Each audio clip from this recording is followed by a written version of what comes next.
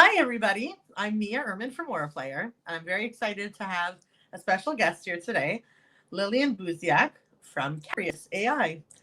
So me and Lillian have been friends way longer than either one of us want to admit. As she reminded me when we first met. What was really funny is we kind of reconnected this summer at the K-Scope conference, where Lillian was saying that finally she somehow is creeping into my domain of AI and business applications and trying to innovate typically older type of enterprises, primarily in the financial area or industry. And it was really exciting for me because we've also been doing a lot of things from a pretty practical level, but not really thinking of like the vision globally, right? Like, so, I can automate journal entry lines, but I'm not figuring out a whole financial strategy. So hi, Lillian, welcome. Hey Mia, I am so excited to be here. So thanks for the introduction. And why I feel this is very special is because for years, back when I was running the Oracle ACE program to when I was at Interrel, Argano, I always wanted to have time with Mia. But Mia, you were always super busy. And I maybe had 1 minute and then somebody would pull you away. So to have, 5-10 minutes with you, just one-on-one, truly special. So thank you for having me. But today you're the special guest. I'm the Oh, we're I'm the both one who wants special. to learn who he is. And as you know, we can talk and talk and talk, right? So I'm glad you put a cap on this because we won't get any work done otherwise. So one of the things that you mentioned when we were at the conference that really sparked something for me was the whole idea of having a chief curiosity officer, right? So you say like companies have a revenue officer and operations, whatever, but this is kind of in this world of AI and technology changing so rapidly. Every organization needs a chief curiosity officer. So, what do you see as that role? What does that mean to you? Sure. So, I mean, everybody wants this kind of a CXO title. So it sounds like kind of a made up title, right? But to me, honestly, every mindset starts with curiosity. If you're not curious about something, it's really hard to expand how you think. And right now, with the world of AI that we live in, things are changing how we work every single day, even if we know it or not, right? AI is embedded in everything, in our applications, in our, just our day-to-day, tools that we use for just work. So to me, if you don't have that curiosity, you kind of get just stuck on autopilot, doing the things that you've always done and not thinking outside of that box of, wait, why do we do something this way? Or, is there a different path? So curiosity really, to me, opens up a lot of possibilities and a different way of thinking and new opportunities. So, for example, like, you know, I don't fortunately have a commute to work anymore, but when I did, I used to take the same route to work every single day. And one day I took a different route and I'm like, okay, let's take a different route. Well, I was kind of forced to take a different route because of detour. And I'm like, oh, there's a new like matcha place that just opened up. And I would have never have known because I always take my same route, the shortest, what I know. I could do it in my sleep, and boom, it, opened up a new opportunity for me to try a new place. But had I not done that or be curious about, hey, what else is out there, I would have never have opened up, my eyes to something different. So it's really funny. I've been feeling recently that I don't have any time to be curious or learn about technologies I don't know, things that are happening, trends. It's really hard to keep up with like everything changing so quickly when I'm also trying to do the boring side of running the business. So I've started walking to work. Very And when I nice. yeah, I would start walking to work, and when I do, I like voice note all the things that I have been like ideas that have been sparking, different things that I've learned, different things that I want to drill down more into, things that I want our marketing team to be doing. So it's really funny. So I get to work at 9, and like everybody has like a 5-page to-do list. Yes. Like, what happened in your 15-minute walk to work? Exactly. I mean, that's a dream to be able to walk to work. But yeah, you're Yeah. right. I mean, and that's like time to think, right? Like, and just be curious. Okay, so, you know, what does my team, want next? Or what do my customers, I'm curious what they're thinking now, right? Even if they've been longtime customers or new customers, it's, in my world, I've been working in with finance leaders, my pretty much, since I've gone into consulting, which has been over 15, 16 years now. Finance people, precision and predictability is a must, right? They need to be precise.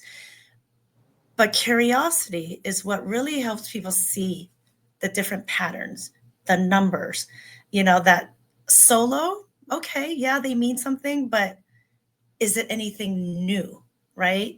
So, you know, again, it's How do asking you those get deeper accounting? questions like why? Yeah. Why did this happen? And what's going to happen next, right? Sorry, How do you you were get saying. accounting people who are, very, like you said, methodical and very repetitive to kind of rethink or reshape? Because we have a lot of customers where trust is a big issue, right? Where like when you talk about automation, they're like, God forbid, like something is going to like magically touch my data or magically move my data or magically update my data. So what have you been seeing at Caprus to really be able to help these financial managers kind of work through that fear of being able to let go and being able to trust, the tools and the new processes that you're suggesting? So I think, we don't want to create chaos, right? I mean, being curious doesn't mean you have to create like a huge change or chaos, in your day to day processes. I think it starts with safe exploration. Start small. Try something new where the stakes are low. So automate a summary, automate a report, something like that, where, ask AI to spot outliers, experiment with scenario, forecasting, something where it's not going to break, something like so granular where you're going to not be able to sleep at night. So, any finance team member can do that. They can learn to test, they can learn, to improve. And just being curious about it doesn't mean you need to break the control of what you hold on so dearly. I mean, these numbers mean everything to a company and it drives a company forward or backwards, right? But if you look deeper into these insights and start with those small wins, then it starts bringing in, new insights and it can actually strengthen. Building up the trust and building up Exactly. that trust. It's very Exactly. funny you said that. Those are all amazing tips to begin. One that I'll add to the pile, what we've done a lot of times is we've automated like the entire process, but not the save button, right? Yes, So we do exactly. a lot of like data entry, data parsing PDFs, showing, and then they could see side by side the PDF and what we're about to insert into Oracle for them to have the last look and push save. And just that feeling of pushing save, that they're the ones who, did that final touch point, They're seems still to in give them control. that confidence, right? Yeah. That they have the control. And what we do though is they've seen, like, wait a minute, instead of being able to input 10 invoices a day after I check all the data and I validate the customers and I validate the items and I validate, they're like, now I do 30 invoices a day because automation validates all those things in the background and just shows me the results for me. And not only that, gives me, a stoplight of green means everything's been validated. Yellow means take a deeper look. Red means, hey, I have something that like looks outlier to me. So, that way you show them these kind of huge efficiencies, but still give them the Yes. final word. So that's what we do a lot at OrPlayer with our automation. We kind of provide these tools, but not that last step if they're too afraid. Exactly. I mean, it's again having the awareness, right? And paying attention to what some of these changes are. And I think, where you and I align in our business, it's showing people how to do things differently, but safely. And, but still letting them know they're in control, right? And that's, again, I think at the end of the day, AI, it's about, we keep hearing it, it's augmenting, it's amplifying.